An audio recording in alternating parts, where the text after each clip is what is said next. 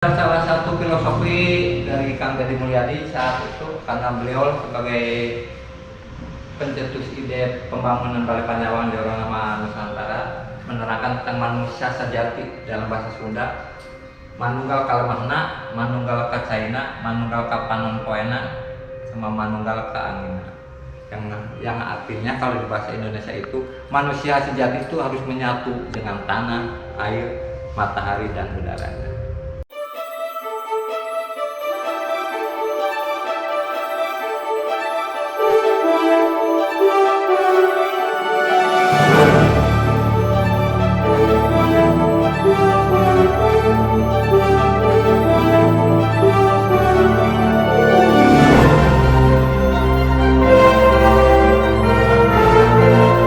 Dan salah satunya ada dalam video mapping tentang transformasi bumi, dari perputaran bumi dari masa ke masa, dari beberapa juta ribu tahun yang lalu sampai ke saat ini terbentuknya kepulauan.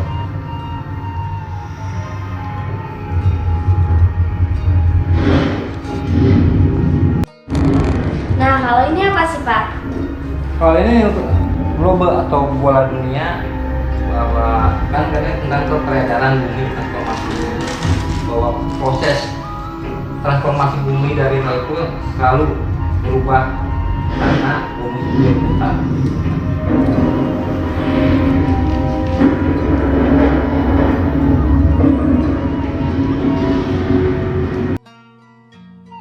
Kita lanjut ke hal berikutnya, yaitu tentang masa prasejarah. Manusia purba, jadi zaman dulu ini kenapa bentuknya seperti gua ini? Ini salah satu replika dari gua yang ada di Sulawesi, yaitu gua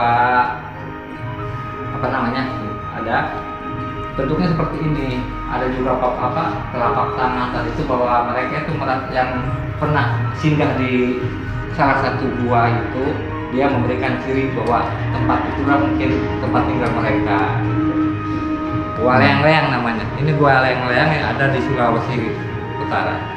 Tepatnya di Sulawesi Utara. Jadi dalam bentuk replika. Bisa dilihat juga peninggalan-peninggalan zaman purba.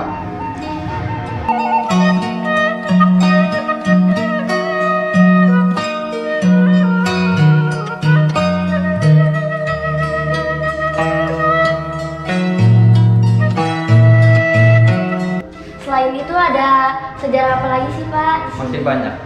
Karena yang di sini kan kita dari masa ke masa, dari zaman prasejarah, kita juga masuk ke kerajaan Hindu-Buddha, yaitu di mana bahwa Indonesia itu dulu sebelum itu terdiri dari beberapa kerajaan yang Hindu-Buddha yang tertua sampai saat ini, dari mulai kerajaan Kutai sampai ke Brawijaya.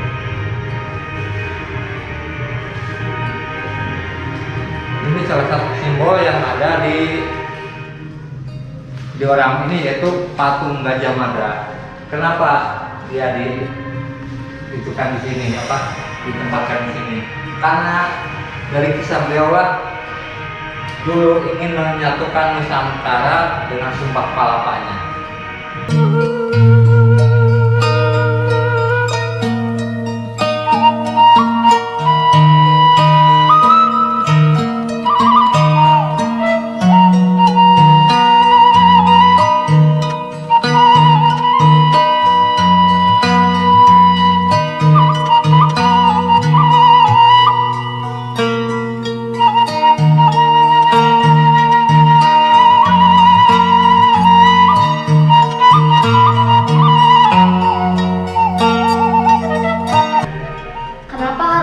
Gajah Mada sih, Pak, yang harus ada di sini?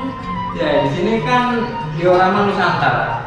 Sedangkan patung Gajah Mada itu dulu pernah berbicara tentang Sumpah Palapanya, bahwa dia ingin menyatukan Nusantara itu dengan Sumpah Palapa, bahwa dia tidak akan makan makanan dari rempah-rempah sebelum dia bisa menyatukan Nusantara. Kalau bahasa kita sekarang puasa musim. Makanya simbolnya kita simpan di sini, replikanya.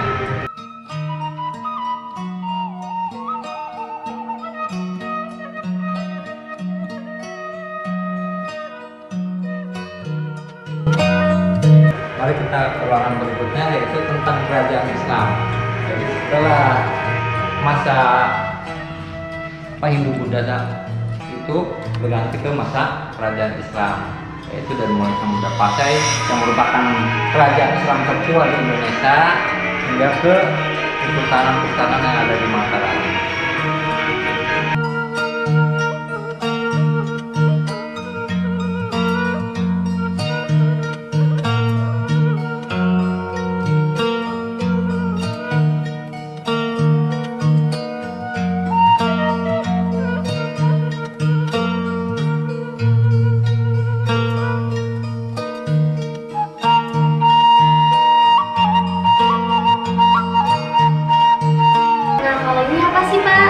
Ya inilah salah satu kelebihan dari pada diorama dengan museum konvensional lainnya, bahwa di samping kita bisa melihat wall display, kita juga diterapkan dengan sistem teknologi dengan multimedia.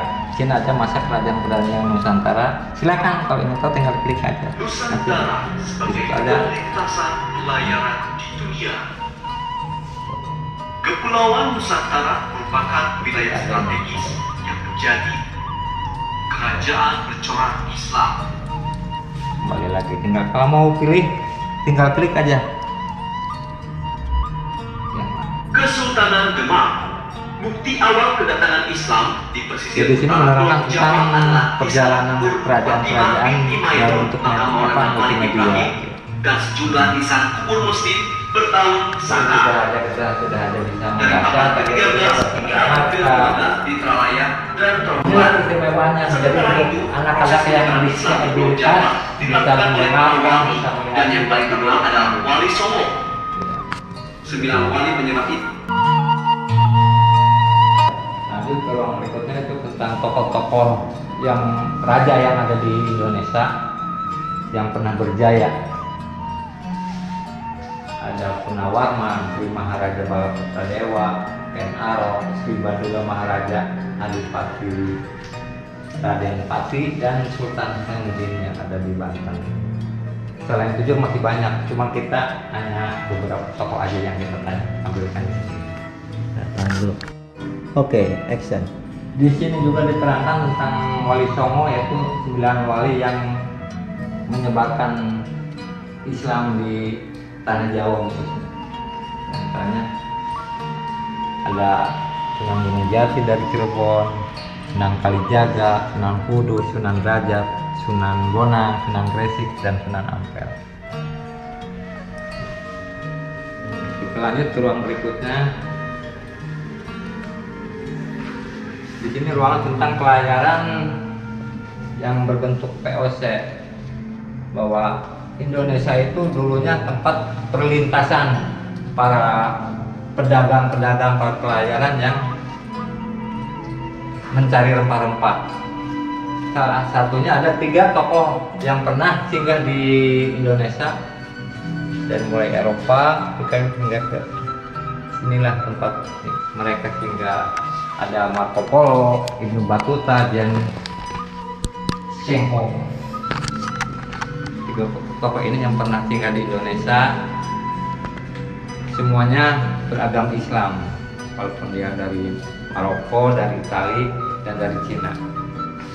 Sampai saat ini Cheng Ho malah kan dengan pembangunan masjidnya di Semarang, Laksamana Cheng Ho, tokoh Cina yang beragam Islam yang pernah singgah di Indonesia.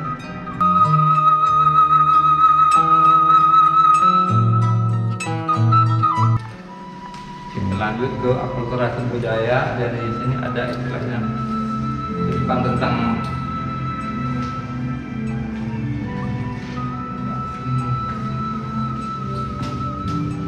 akulturasi budaya.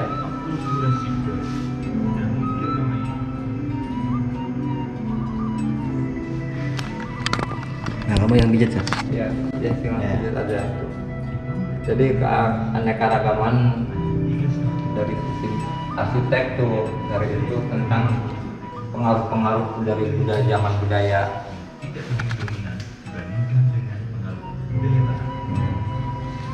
Ini contoh-contoh arsitekturnya bentuknya. Sambil dilihat lah pelan-pelan jalan.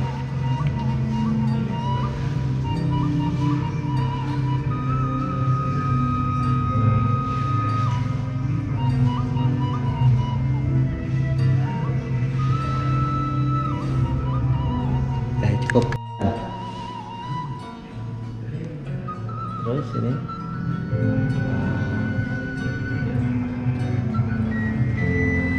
oke, Kak.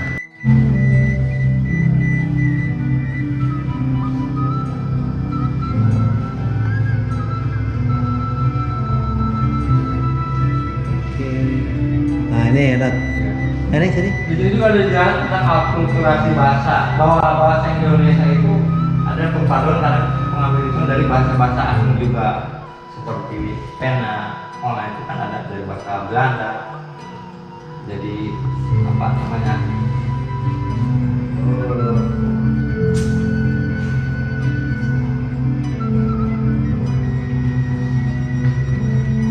Gabungan bahasa-bahasa yang diambil dari bahasa asing, boneka, kan bahasa Indonesia boneka itu dari bahasa asing juga.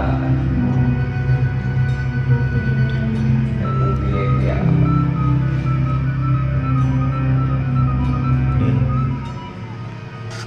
Ada citra Nusantara, ada apa namanya, tentang keanekaragaman dari 34 provinsi, dari mulai profil-profil daerahnya hingga tarian dan itunya ada semua di sini dari 34 provinsi yang ada di Indonesia. Sebagai contoh, tinggal klik aja mau provinsi mana yang dipilih, bisa diterangkan. Tuh, dari mulai. Kliknya langsung sini aja. Kalimantan Tengah, pakaian adatnya, tariannya, rumah adat dan sebagainya.